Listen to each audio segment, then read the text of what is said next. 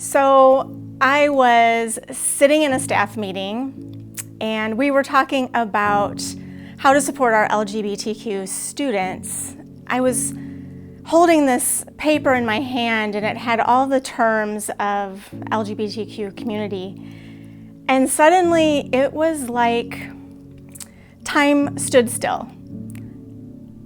My heart started beating, my palms were clammy, my mind was racing because in that moment I had this epiphany and I was making all of these connections.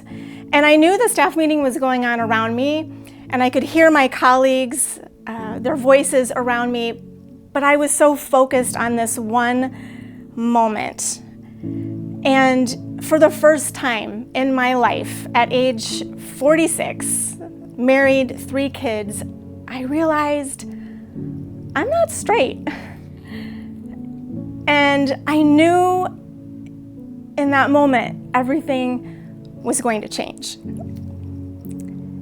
In one short year, I was divorced and partnered with an incredible woman who not only loves me and supports me and accepts me fully for who I am, but for the first time, I was comfortable in my own body. And where I got to at that point, that's my road to finding my freedom. Because I was raised in a small town. I married my high school sweetheart. We raised 3 kids to be young adults. I was this dutiful minister's wife for years, and I came to understand after some time that I was really a part of a church culture that was quite toxic and oppressive. I realized in that time that other people were directing my life and I was letting them, instead of trusting my own internal compass. And I had this longing during that time that I was in this church. I had this longing, and I couldn't articulate what that longing was, but it was an ache. And every time I tried to step out, do something a little bit differently, if I did it too differently, I was kind of shuffled back in line.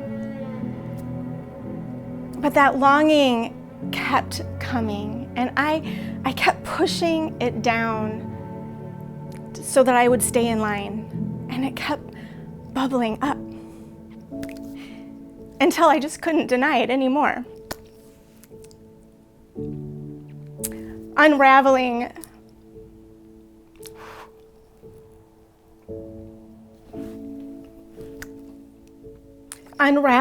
40 years of being the good girl, being the submissive wife, the obedient churchgoer, was grueling work. Telling my husband, my kids, my parents about my sexuality was probably the most terrifying and also the most liberating. And amazingly, their responses were better than I could have imagined. And it was because of that I realized that nothing else really mattered. I am free to be me, fully me, to discover me. So what freedom means to me is owning my life, like really owning my life for the first time. It's not giving my power away, my choices away anymore to anyone. It's not quieting my voice to appease others.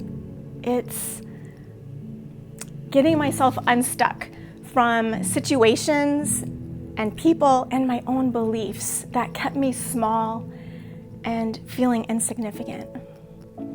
What freedom means to me is living completely and unapologetically me.